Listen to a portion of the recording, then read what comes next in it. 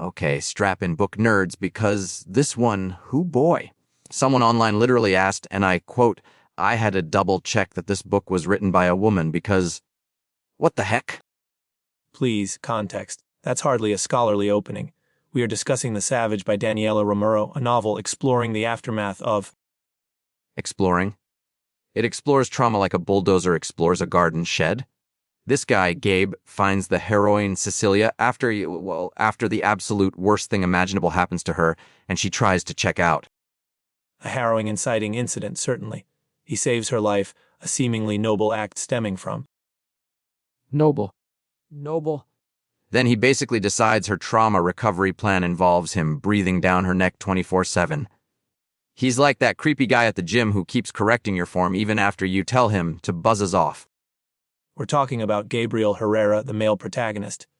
The narrative posits his actions, while perhaps forceful, stem from his own unresolved grief regarding his twin brother's suicide.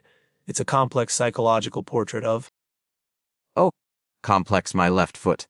He's possessive. He investigates her rape behind her back. He ignores her when she literally screams at him to leave. That's not grief. That's a walking restraining order. Remember Moby Dick? You said Ahab's obsession was profound. This is Ahab if the whale was a traumatized teenager and Ahab kept saying, I just want to protect you, Blubby.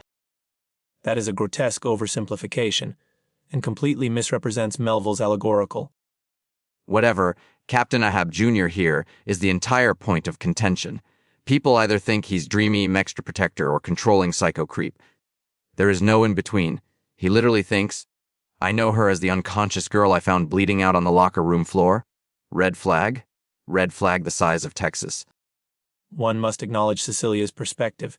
She is profoundly traumatized, exhibiting understandable trust issues and pushing people away. Her vulnerability perhaps invites Gabriel's overzealous protective instincts. Invites? Oh, here we go. Victim blaming one-on-one. She doesn't invite anything. She wants space. She needs therapy, not some soccer star deciding he knows best because his own life is messed up. And don't get me started on her parents. They find her screaming at Gabe to get out, and what do? Leave her alone with him. Useless. Worse than useless. They make the parents on those teen dramas look like geniuses. The parental figures are indeed portrayed as inadequate, lost in their own issues. It highlights the isolation both protagonists feel.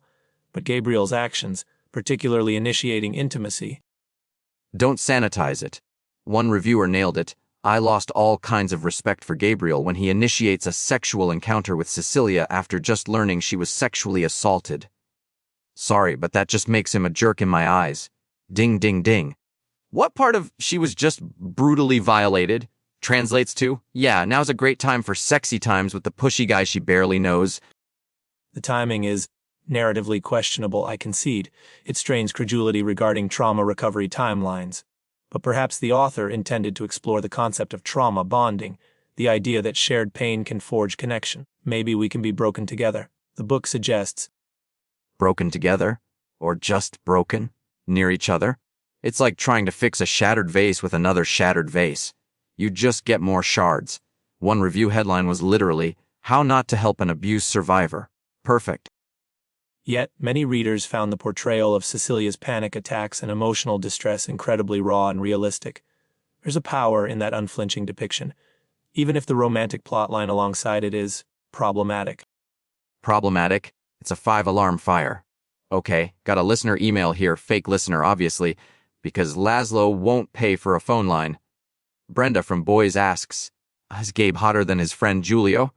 Because Julio sounds like he has real grown man energy, unlike Gabe who acts like a possessive toddler. That is hardly relevant to the book's literary merit. We should discuss the structure, the cliffhanger ending which necessitates a sequel. Oh, don't even get me started on the cliffhanger. It's book one of a do-it. It's emotional blackmail. Pay more money to find out if Stalker Boy actually helps her or just locks her in a tower. It's infuriating. One reviewer said she rage quit at 62% because Gabe was so awful. I get it. Conversely, others were utterly consumed, heart-thrashing, wrecking, shook me to the core, bled for this book, ignored my dishes. There's clearly an intense emotional resonance for some readers, a connection to the angst. Angst is one thing. Watching a guy bulldoze a survivor's boundaries and calling it romance is another. It's like, okay, if Gabe were a sandwich, what kind would he be? I refuse to engage in such reductive analogies. This isn't. Too late. He'd be one of those giant 6-foot party subs that looks impressive from a distance, but up close you realize it's mostly cheap bread, way too much mayo, and it's aggressively taking up the whole table whether you want it there or not. That's vivid. Look, my final assessment is complex.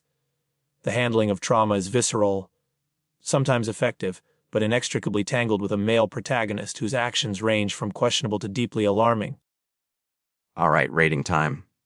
I give the savage 8 out of 10 restraining orders you kind of want to violate just to see what happens. It's a mess, but a compelling mess. I cannot endorse that metric. I rated a commendable, if deeply flawed, exploration of pain. Let's say 3 out of 10 white whales I wish had stayed submerged. The potential was there, but the execution concerning. Whatever, Professor. Next week, we're tackling a real mind bender. My roommate is a sentient mold colony and he stole my yogurt. Apparently, it's allegorical. Must we?